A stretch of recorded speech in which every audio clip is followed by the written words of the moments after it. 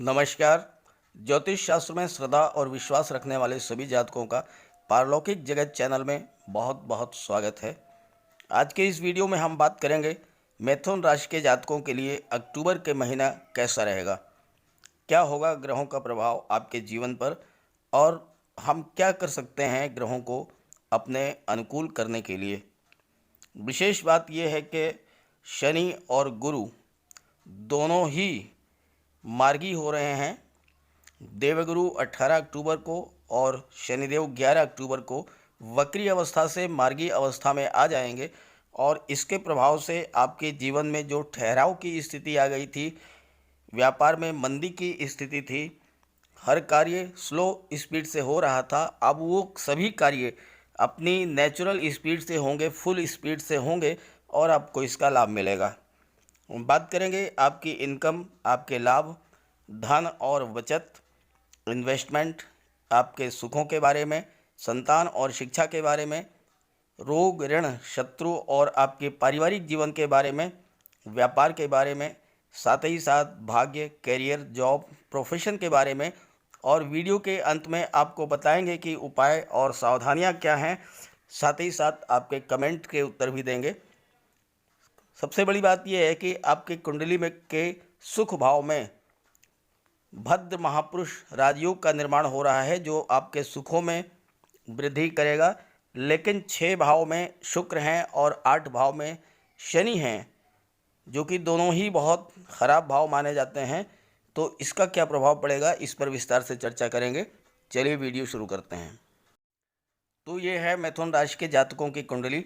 आपके लग्न के स्वामी बुध हैं, जो कि स्वराशि में गोचर कर रहे हैं और सुख भाव में, केंद्र के भाव में भद्र महापुरुष राजयोग का निर्माण कर रहे हैं।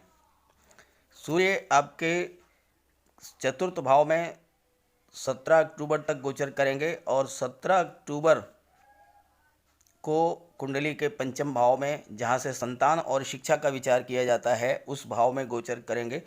मंगल भी 22 अक्टूबर को संतान और शिक्षा के भाव में गोचर कर जाएंगे।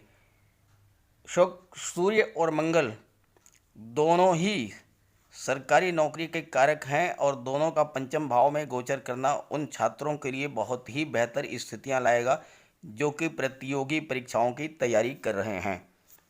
शुक्र छठे भाव में गोचर कर रहे हैं और उनके साथ में केतु भी हैं। कुंडली के अष्टम भाव में देवगुरु शनि के साथ गोचर कर रहे हैं और देवगुरु 14 सितंबर से 21 नवंबर तक नीच भंग राजयोग का निर्माण करेंगे। द्वादश भाव में राहु गोचर कर रहे हैं। तो चलिए बिंदुवार चर्चा करते हैं कि इन ग्रह स्थितियों का आपके जीवन पर क्या प्रभाव पड़ेगा। आपके लग्न के स्वामी हैं बुध और बुध बुद्धि, ज्ञान, विवेक, स्किल, इंटेलिजेंस के कारक होते हैं और सीधे हमारी बुद्धि को प्रभावित करते हैं। कोई भी वो काम जिसमें बुद्धि का प्रयोग हो, उसके कारक होते हैं बुध। बुध जितना स्ट्रांग होंगे उतना ही व्यक्ति बुद्धिमान होगा। और बुध चूंकि स्वराशि में गोचर कर रहे हैं, केंद्र में गोचर कर रहे हैं, तो बुध अत्यंत बली हैं और ऐसी स्थिति में आपके मेंटल पावर को, आपकी मेमोरी पावर को, आपके इंटेलिजेंस को बहुत अधिक इम्प्रूव कर देंगे। आप कुशल वक्ता होंगे, हर चीज़ को आप अच्छे से समझने की क्षमता होगी, आपकी मेमोरी पावर भी बूस्टअप करेंगे। और ऐसी स्थिति में वो छात्र जो कि प्रतियोगी परीक्षाओं की तैयारी कर रहे हैं, उनके लिए अक्टूबर 2021 का महीना बहुत ही बेहतर है, क्योंकि बुध अत्यंत बलवान स्थिति में है। आपकी बुद्धि को शार्प करेंगे, आपकी मेमोरी पावर को बूस्टअप करेंगे, आप जो पढ़ेंगे उसे आप अच्छे से समझ सकेंगे और वो आपको याद भी हो जाएगा, जिससे आपको प्रतियोगी परीक्षाओं में सफलता मिलेगी। बुध लग्न भाव के स्वामी होने से ऐसे जातक जो कि शिक्षक हैं, प्रोफेसर हैं, लेक्चरर हैं, वक्ता हैं, लेखक हैं या ज्योतिषी हैं या बिजनेसमैन हैं, उन सभी को इस गोचर से बहुत बड़ा लाभ होगा।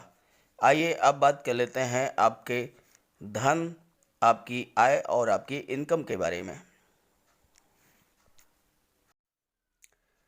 कुंडली के एकादश भाव से आपके लाभ का विचार किया जाता है। धन का लाभ, संतान का लाभ, शिक्षा का लाभ, मान प्रतिष्ठा का लाभ। और एकादश भाव के स्वामी हैं मंगल, जो कि सूर्य के साथ चतुर्थ भाव में गोचर कर रहे हैं। सूर्य के साथ मंगल के गोचर होने से मंगल के प्रभाव में अत्यधिक वृद्धि होगी और ये मंगल और सूर्य की जो ये युति है ये आगे भी बनी रहेगी 15 नवंबर तक, क्योंकि सूर्य पंचम भाव में गोचर करेंगे, मंगल भी पंचम भाव में गोचर कर जाएंगे 22 अक्टूबर को, और फिर मंगल 45 दिन तक कुंडली के पंचम भाव में ही गोचर करेंगे।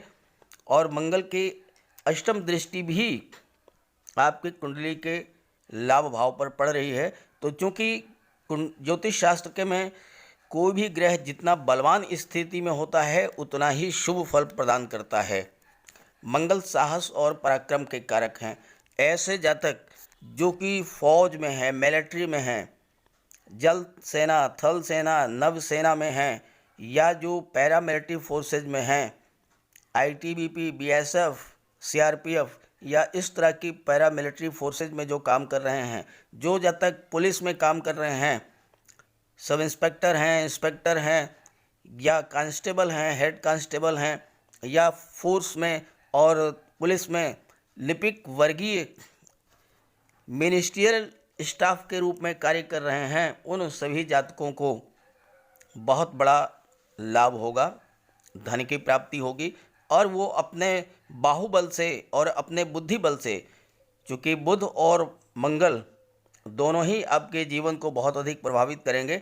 लग्न के स्वामी बुध हैं और लाभ भाव के स्वामी मंगल हैं, तो आप अपने बाहुबल और बुद्धि बल से अक्टूबर के महीने में अत्यधिक लाभ अर्जित करेंगे।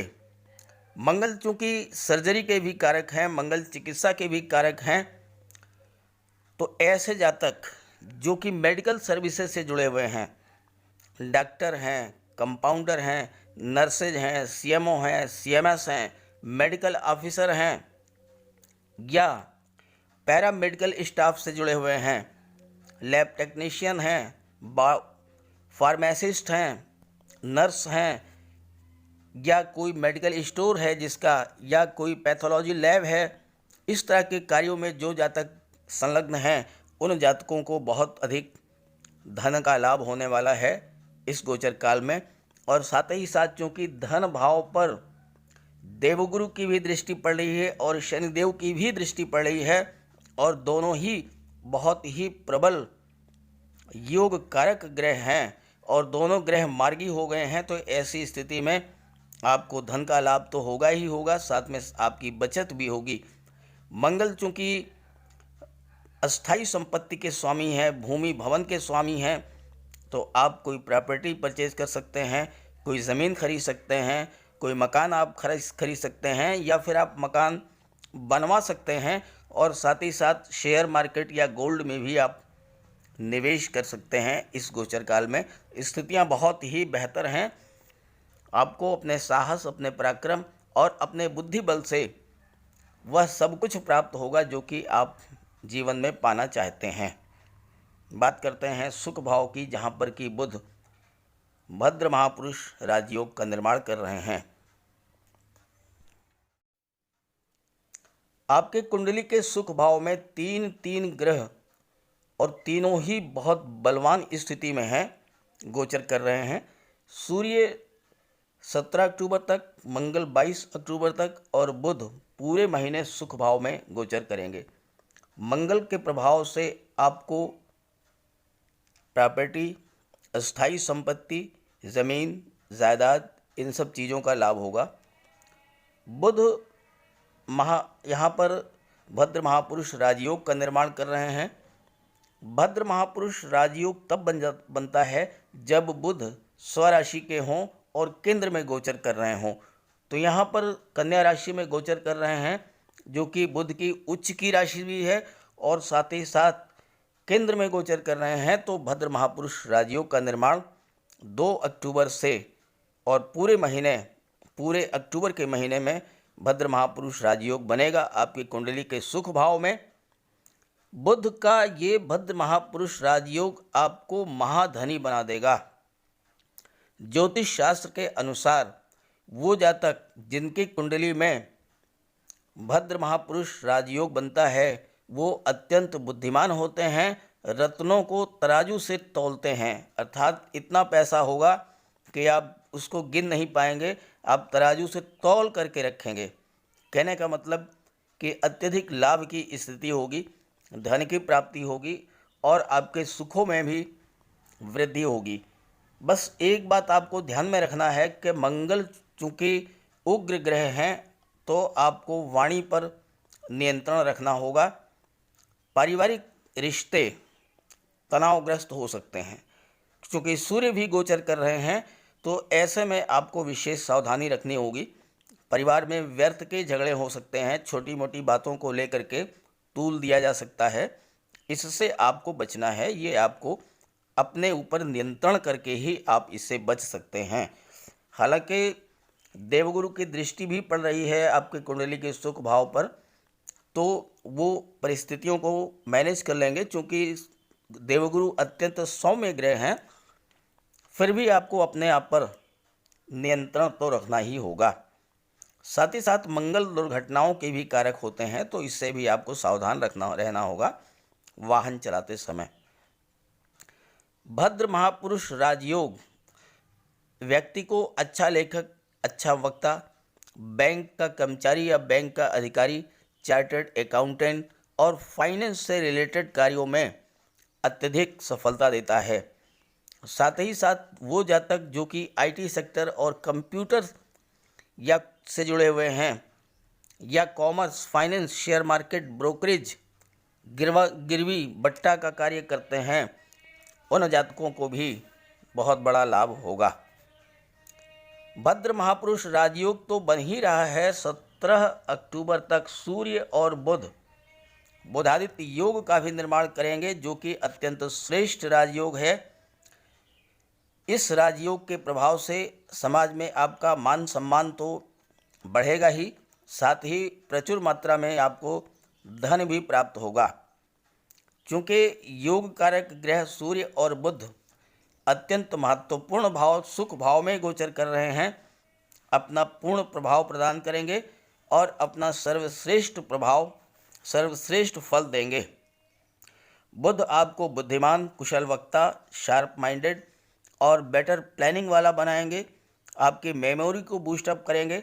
साथ ही साथ सूर्य सरकारी नौकरी, शासन प्रशासन, न्यायिक सेवा, राजनीति के कारक हैं, तो आपको व्यापार के क्षेत्र में, टेक्नोलॉजी के क्षेत्र में और साथ ही साथ सरकारी नौकरी के क्षेत्र में, शासन प्रशासन या राजनीति में लाभ होगा, जिससे आपको सुखों की प्राप्ति होगी। बस ध्यान यही रखना है कि वाणी पर आपको नियंत्रण रखना है। आइए बात करते हैं पंचम भाव की, जिसके स्वामी शुक्र हैं और संतान और शिक्षा का भाव है, और इस भाव में 17 अक्टूबर को सूर्य और 22 अक्टूबर को मंगल का गोचर होगा। कुंडली के पंचम भाव से संतान, शिक्षा, लव व रोमांस, नौकरी का व्यापार का विचार किया जाता है। तो पंचम भाव में 17 अक्टूबर को सूर्य गोचर करेंगे और तुला राशि में सूर्य नीच के हो जाते हैं, तो आपको सावधान रहना होगा, सूर्य का उपाय करना होगा।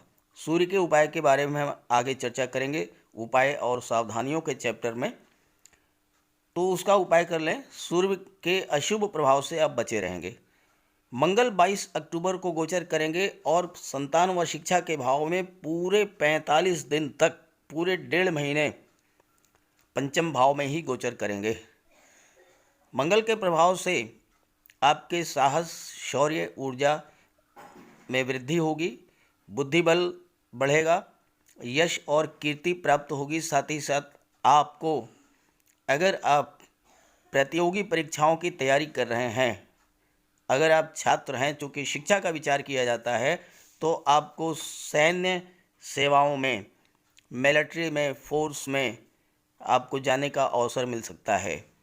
पुलिस विभाग में भी आपको जॉब मिल सकता है, पैरामिलिट्री फोर्सेज में आपको जॉब मिल सकता है, फॉरेस्ट्री इंजीनियरिंग में आपको लाभ मिल सकता है, साथ ही साथ मोटर ड्राइविंग या टेक्निकल इंस्टीट्यूट्स जो हैं वहाँ पर भी आपको जॉब मिलेगा। और चूँकि बुध अत्यंत शुभ स्थिति में हैं और बुध मंगल सूर्य ये सभी सरकारी नौकरी के कारक होते हैं, तो आपको जॉब मिलने के प्रबल चांसेज हैं, प्रबल योग बन रहे हैं अक्टूबर 2021 में।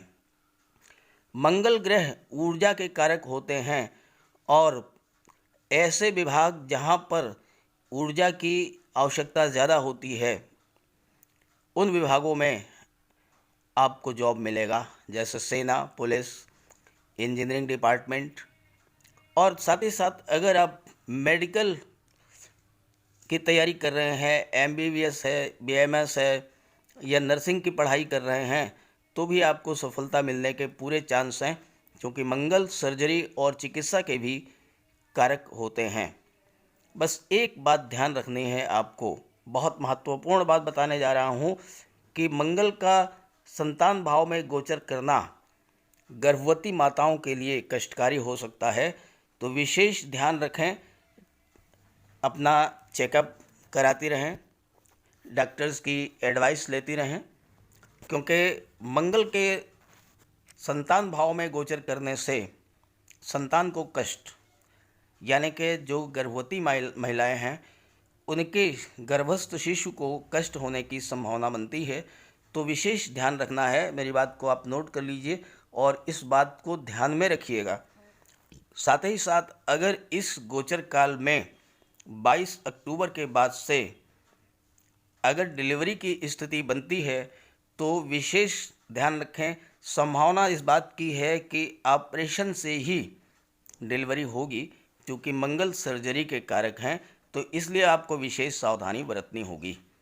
आइए बात करते हैं छठे भाव की, रोग, ऋण और शत्रु भाव की, जहां पर शुक्र गोचर कर रहे हैं और शुक्र की दृष्टि पड़ रही है सीधे द्वादश भाव पर।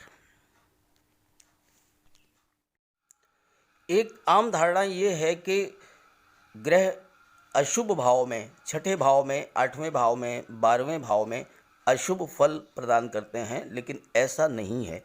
ये इस बात पर निर्भर करता है कि ग्रह की खुद की स्थिति कैसी है, क्या ग्रह कमज़ोर स्थिति में है या फिर अंश बल कम है या फिर किसी पाप ग्रह से वह दृष्ट है।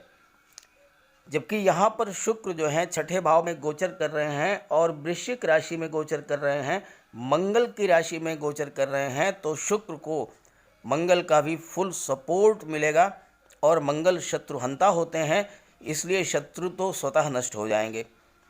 शुक्र के प्रभाव से आप कल्पनाशील होंगे और क्रिएटिव होंगे, कोई नई चीज़ बनाएंगे, नया निर्माण करेंगे, नई सोच होगी, आपकी सोच में परिवर्तन आएगा, सोच आपकी सकारात्मक होगी और उसका पॉजिटिव रिजल्ट मिलेगा, उसका आपको लाभ मिलेगा।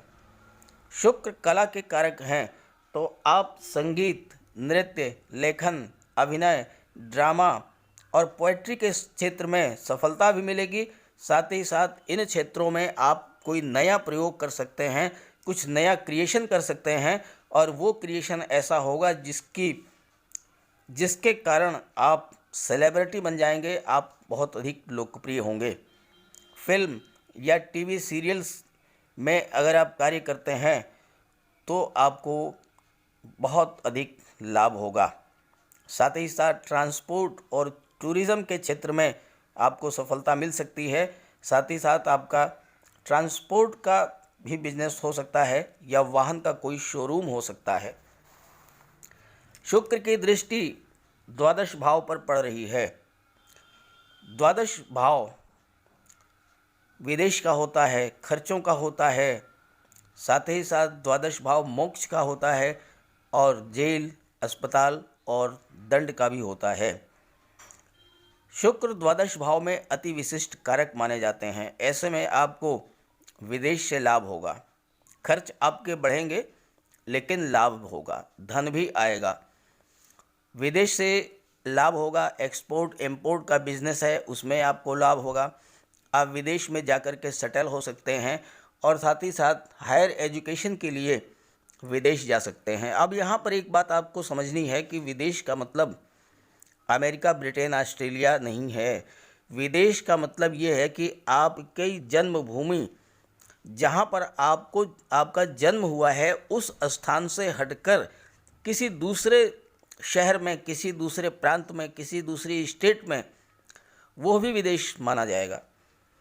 जैसे आप यूपी में हैं, जन्म आपका इलाहाबाद में हुआ है, आप व्यापार के सिलसिले में, नौकरी के सिलसिले में महाराष्ट्र जाते हैं, या आप एमपी में सेटल हो जाते हैं, बिहार में सेटल होते हैं, हिमाचल प्रदेश में, कहीं दूसरे स्टेट में, दूसरे शहर में, तो उसे भी विदेश माना जाएगा और इस तरह से आपको विदेश से लाभ होगा। व्यवहार और वाणी आपकी इतनी मधुर होगी कि आपके शत्रु स्वतः आपके वश में हो जाएंगे।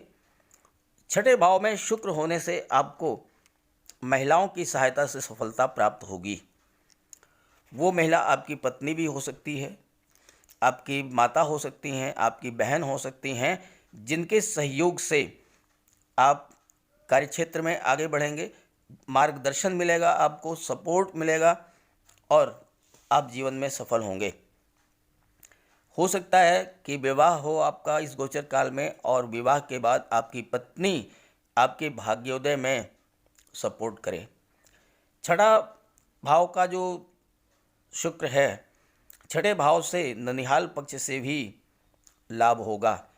परिस्थितियों को अपने पक्ष में हैंडल करने की आपकी अंदर अद्भुत कला होगी और इससे आप अपने जीवन में आने वाली हर समस्या से निपट लेंगे। यहाँ पर केतु भी गोचर कर रहे हैं। केतु आकस्मिकता के कारक हैं, तो ऑल ऑफ सडन आपको कुछ नया प्राप्त हो सकता है। केतु की विशेषता है कि जिस ग्रह के साथ होते हैं उस ग्रह की विशेषताओं को अपना लेते हैं और उस ग्रह के प्रभाव में रहकर कार्य करते हैं।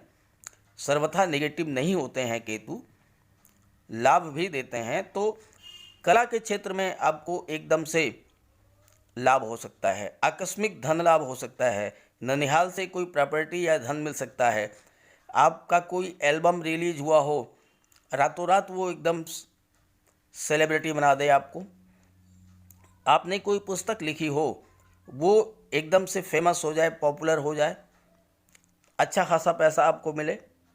तो इस तरह से कला के क्षेत्र से शुक्र के प्रभाव से आपको इस गोचर काल में धन प्राप्त होगा। जहाँ तक बात करें परिवार भाव की, तो परिवार भाव के स्वामी हैं देवगुरु और देवगुरु नीचभंग राजयोग का निर्माण कर रहे हैं, भले ही अष्टम भाव में, लेकिन देवगुरु तो हर भाव में अच्छा फल देते हैं। तो सप्तम भाव में आपको किसी तरह कोई दिक्कत नहीं है, पारिवारिक जीवन आपका सुखमय होगा और व्यापार में भी उन्नति होगी। लव लाइफ आपकी है वो मैरिज लाइफ में कन्वर्ट हो सकती है, लेकिन फिर यहाँ पर आपसे मैं कहूँगा कि मंगल से सावधान रहिएगा। मंगल की चतुर्थ दृष्टि आपके परिवार भाव पर पड़ रही है। क्रोध पर नियंत्रण रखें, आवेश पर नियंत्रण रखें, आवेग पर नियंत्रण रखें, छोटी छोटी बातों को तूल न दें, वाणी पर कंट्रोल रखेंगे तभी लाभ होगा। अगर आपने किसी भी छोटी सी बात को तूल दे दिया तो कोई भी दूसरा ग्रह आपके सपोर्ट में सप्तम भाव में नहीं है। ना देवगुरु की दृष्टि पड़ रही है, ना बुध की दृष्टि पड़ रही है, ना शुक्र की दृष्टि पड़ रही है, केवल और केवल मंगल की दृष्टि पड़ रही है। इसलिए 22 अक्टूबर तक आपको बहुत सावधान रहना होगा। आपने अगर अपने आप पर नियंत्रण नहीं रखा तो निश्चित रूप से कलह का वातावरण बनेगा, टकराव होगा, स्थितियां बिगड़ेंगी, क्योंकि संभालने वाला कोई नहीं है, इसलिए ध्यान रखें। बात करते हैं अष्टम भाव की। देवगुरु आपकी कुंडली के अष्टम भाव में गोचर कर रहे हैं और नीच भंग राजयोग का निर्माण करेंगे 14 सितंबर से 21 नवंबर तक। इस नीच भंग राजयोग के बारे में विशेष चर्चा मैंने की है, एक वीडियो अपलोड कर रखा है, उसका लिंक दे दूंगा, वहां से आप समझ लीजिएगा विस्तार से। फिलहाल मैं ये कहना चाहता हूँ कि अष्टम भाव जो होता है वो मृत्यु का होता है, अचानक होने वाली दुर्घटनाओं का होता है, किडनी या ब्लड से रिलेटेड रोगों का होता है, जनन तंत्र से संबंध रखता है। साथ ही साथ अष्टम भाव ज्ञान या डीप रिसर्च का भी भाव होता है, पराविज्ञान ज्योतिष का भी भाव होता है। अष्टम भाव में देवगुरु आपको दैवी सपोर्ट देंगे। अष्टम भाव में देवगुरु हो तो ऐसा व्यक्ति किसी भी तरह की मुसीबत में हो, उसको ईश्वर की तरफ से अपने आप मदद मिल जाती है। तो अष्टम भाव में देवगुरु के विराजमान होने से अब तक की जो परेशानियां थी आपकी, वो बिल्कुल दूर हो जाएंगी और ख़ास करके धन संबंधी जो समस्याएं हैं वो तो बिल्कुल समाप्त होंगी। देवगुरु ज्ञान और बुद्धि के कारक हैं। रिसर्च, ज्योतिष, अनुसंधान, रक्षा अनुसंधान के क्षेत्रों से जुड़े हुए जातकों को बहुत बड़ा लाभ होगा। आप किस्मत के धनी हैं और ईश्वरीय मदद आपको लगातार मिलती रहेगी।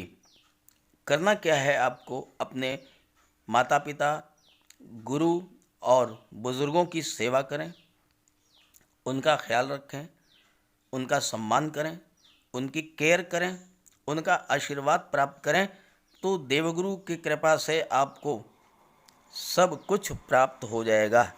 आइए बात करते हैं शनिदेव की। कुंडली का अष्टम भाव खराब भाव माना जाता है, लेकिन यहाँ पर देवगुरु और शनिदेव नीच भंग राजयोग का निर्माण कर रहे हैं। साथ ही साथ शनिदेव 11 अक्टूबर से मार्गी हो जाएंगे, तो अष्टम भाव के आपको शुभ फल प्रदान करेंगे। चूँकि शनिदेव स्वराशि में हैं, अत्यंत बली हैं और जब बलवान हैं तो फिर आपको बेहतर रिजल्ट्स देंगे।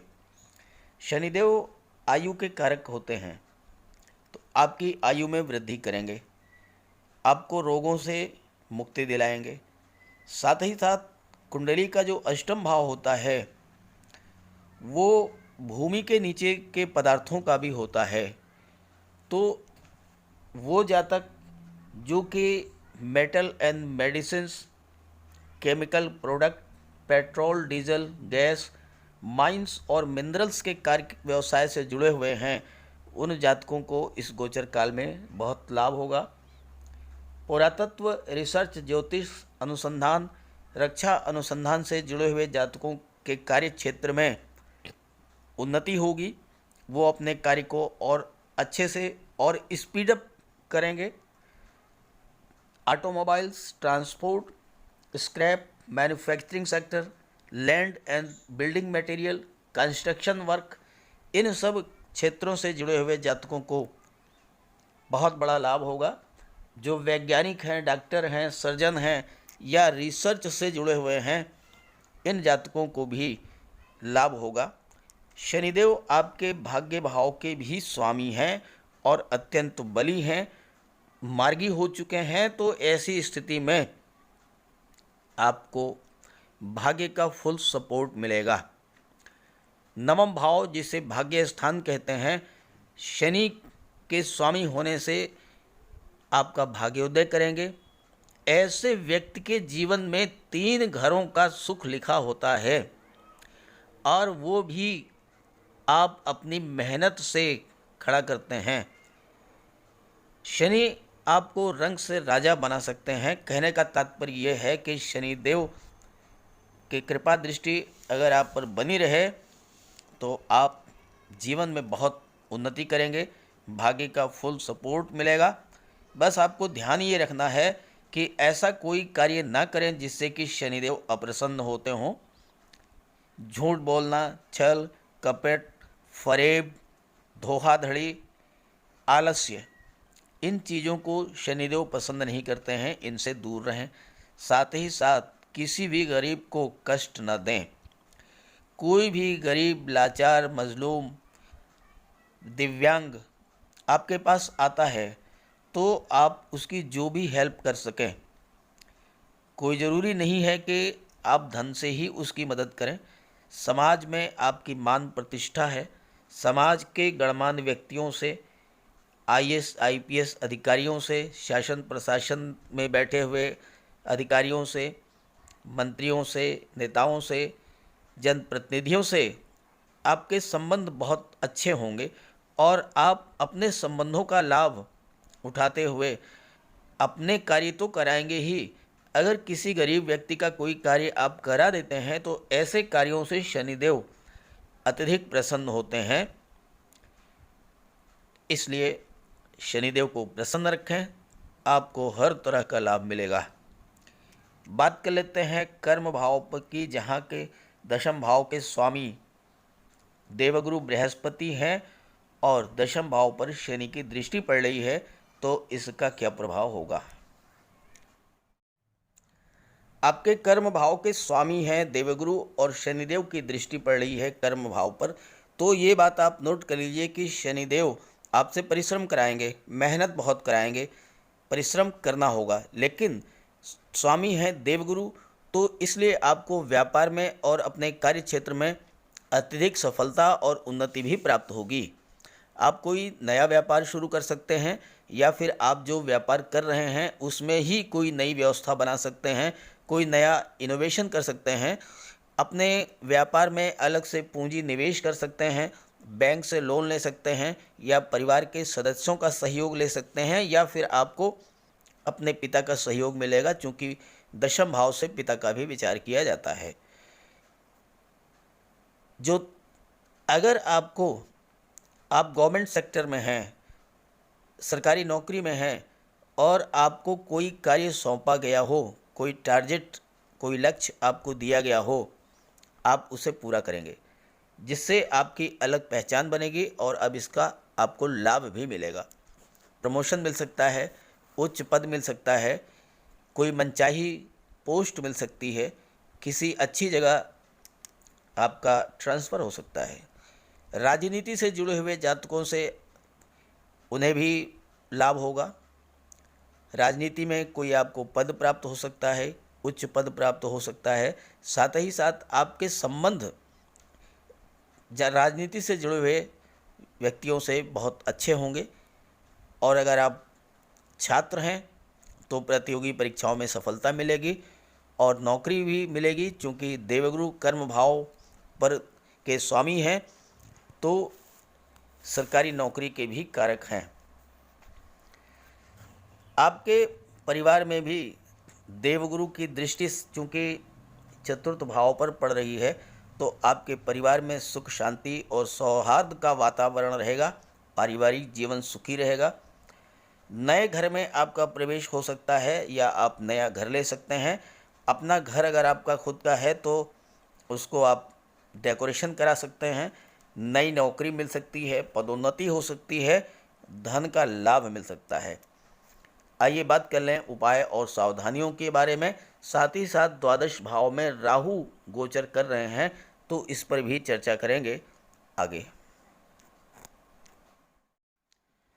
अक्टूबर के महीने में आपको सूर्यदेव और मंगल दोनों ही ग्रहों से विशेष सावधानी बरतनी होगी और विशेष उपाय करना होगा। सूर्य चूँकि तुला राशि में नीच के हो जाते हैं, तो ऐसी दशा में आप सूर्य का उपाय कर लें। सूर्य के कारण आप आँखों की समस्या हो सकती है, पिता के स्वास्थ्य में दिक्कत आ सकती है या परिवार से दूरी बन सकती है। नौकरी के सिलसिले में, व्यापार के सिलसिले में आपको कहीं बाहर जाना पड़ सकता है। तो खैर वो तो कोई फ़र्क नहीं पड़ता है, लेकिन सूर्य का कोई और अशुभ प्रभाव आप पर ना पड़े तो आप सूर्य देव को अर्घ्य दीजिए, तांबे की अंगूठी धारण कीजिए, गाय को गुड़ खिलाइए, पिता और बुज़ुर्गों की सेवा कीजिए। अगर हो सके तो रविवार के दिन तांबा, गुड़, मसूर की दाल इनका दान कीजिए। जल में लाल फूल या केसर डाल करके स्नान कीजिए। मंगल भी अशुभ हैं और मंगल के प्रभाव से जब 22 अक्टूबर को आपके संतान भाव में गोचर करेंगे, तो जैसा मैंने अपने अभी थोड़ी देर पहले बताया है कि गर्भवती माताओं को विशेष सावधानी रखनी है और साथ ही साथ वाहन चलाते समय भी दुर्घटनाओं से बचना है, तो विशेष सावधानी रखें। मंगल का उपाय कर लें। मंगल के लिए बजरंग बली की उपासना करें और यही शनि का भी उपाय है। बजरंग बली की उपासना करें, उनके चरणों का सिंदूर मस्तक पर धारण करें, हनुमान चालीसा का पाठ करें। और एक अगर आप नियम सा बना लें कि भोजन के पश्चात जब आप खाना खाने बैठें तो एक रोटी का टुकड़ा निकाल कर रख लें, उसे गाय को या कुत्ते को, काले कुत्ते को या फिर पक्षियों को खिला दें। प्रतिदिन अगर आप ऐसा करते रहेंगे तो आपको राहु, केतु, शनि, मंगल इन सब के अशुभ प्रभावों से मुक्ति मिलेगी। आइए बात करते हैं राहु की। राहु आपके कुंडली के द्वादश भाव में गोचर कर रहे हैं और राहु पर शनिदेव की दृष्टि भी पड़ रही है। देवगुरु की दृष्टि पड़ रही है, शनिदेव की नहीं। तो राहु जो हैं, जीवन में जितनी भी समस्याएं, जितने भी नुकसान, जितने भी कष्ट होते हैं, एकमात्र कारक होते हैं राहु। आप लोगों के बहुत से कमेंट्स मिले हैं कि व्यापार में घाटा हो रहा है, नौकरी में दिक्कत हो रही है, प्रतियोगी परीक्षाओं में निरंतर असफलता मिल रही है, लास्ट स्टेज तक पहुंच करके भी चयन नहीं हो पाता है, स्वास्थ्य संबंधी दिक्कतें हैं, धन की हानि हो रही है, कोर्ट कचहरी के चक्कर लग रहे हैं। तो ये सारी समस्याएं आपकी कुंडली में अशुभ राहु के कारण हैं।